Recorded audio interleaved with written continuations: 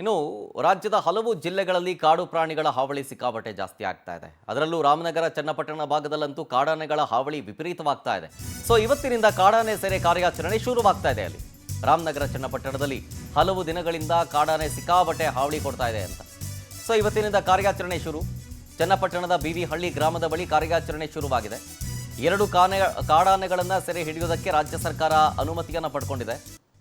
ರಾಜ್ಯ ಸರ್ಕಾರದ ಕಡೆಯಿಂದ ಸಾಕಾನೆಗಳಾದ ಸುಗ್ರೀವ, ಕಂಚನ್, ಧನಂಜಯ, ಹರ್ಷ, ಈಶ್ವರ, ಅಯ್ಯಪ್ಪ ಬಳಸಿ ಅರಣ್ಯ ಇಲಾಖೆ ಕಾರ್ಯಾಚರಣೆಯನ್ನು ಶುರು ಮಾಡಿದೆ.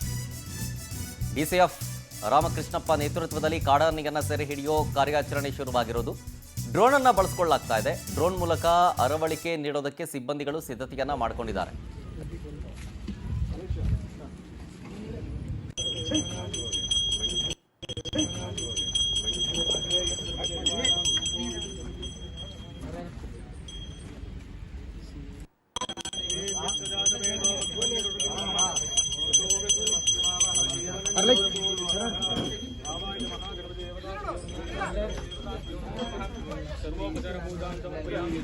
ಈಗ ನಿಮ್ಗೆ ಗೊತ್ತಿರುವಂಗೆ ಬೆಂಗಳೂರು ದಕ್ಷಿಣ ಜಿಲ್ಲೆ ರಾಮನಗರ ವಿಭಾಗದಲ್ಲಿ ಆನೆಗಳು ಉಪಟಗಳು ಜಾಸ್ತಿ ಇರ್ತಿತ್ತು.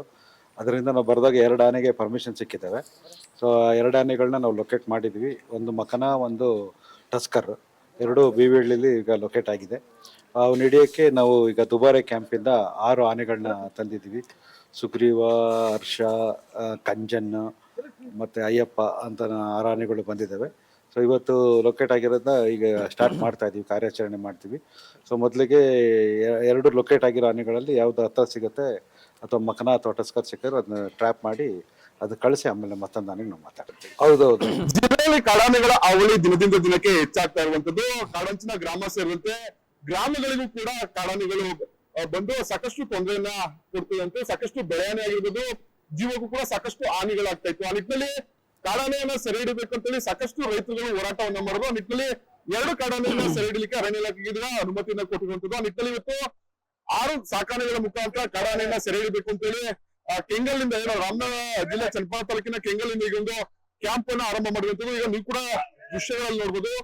ಇದು ಚನ್ನಪಟ್ಟಣ ತಾಲೂಕಿನ ಕೆಂಗಲ್ನ ಅರಣ್ಯ ಇಲಾಖೆಯ ಪ್ರದೇಶ. ಇಲ್ಲಿ ಅಂದ್ರೆ ಕಾಡಂಚಿನ ಪ್ರದೇಶ ಸೇರಿದಂತೆ ಗ್ರಾಮಗಳಲ್ಲಿ ಸಾಕಷ್ಟು ಕಾಡಾನೆಗಳ ಅವಳಿ ಹೆಚ್ಚಾಗ್ತಿತ್ತು. ದಿನೇ ದಿನೇ ಗ್ರಾಮಗಳಿಗೆ ಬಂದು ಸಾಕಷ್ಟು ತೊಂದರೆಯನ್ನ ಕಾಡಾನೆಗಳು ಕೊಡ್ತಿತ್ತು. ಆ ನಿಟ್ಟಿನಲ್ಲಿ ರೈತರುಗಳಾಗಿರ್ಬೋದು, ಒಂದಷ್ಟು ಜನಪ್ರತಿನಿಧಿಗಳು ಕಾಡಾನೆಗಳನ್ನ ಸೆರೆ ಹಿಡಬೇಕಂತೇಳಿ ಸಾಕಷ್ಟು ಪ್ರತಿಭಟನೆಗಳನ್ನ, ಹೋರಾಟಗಳನ್ನ ಮಾಡ್ತಾ ಇದ್ರು. ಆ ನಿಟ್ಟಿನಲ್ಲಿ ಸರ್ಕಾರಕ್ಕೂ ಕೂಡ ಅರಣ್ಯ ಇಲಾಖೆಯ ಸಿಬ್ಬಂದಿಗಳು ಒಂದು ಪತ್ರವನ್ನ ಬರೆದಿದ್ರು. ಆ ನಿಟ್ಟಿನಲ್ಲಿ 2 ಆನೆಗಳನ್ನ ಸೆರೆ ಹಿಡಿಲಿಕ್ಕೆ ಇದೀಗ ಅರಣ್ಯ ಇಲಾಖೆಗೆ ಅನುಮತಿಯನ್ನ ಕೊಟ್ಟಿರುವಂತದ್ದು. ಒಂದು ಮಕ್ನ ಹಾಗೂ ಜೊತೆಗೆ ಒಂಟಿ ಸಲಗ ಆನೆಯನ್ನ ಸೆರೆ ಹಿಡಿಲಿಕ್ಕೆ ಈಗ ಅನುಮತಿಯನ್ನ ಕೊಟ್ಟಿರುವಂತದ್ದು. ಆ ನಿಟ್ಟಿನಲ್ಲಿ ಇವತ್ತು ದುಬಾರೆ ಆನೆ ಕ್ಯಾಂಪ್ ನಿಂದ 6 ಸಾಕಾನೆಗಳನ್ನ ಕರೆಸಿರುವಂತದ್ದು.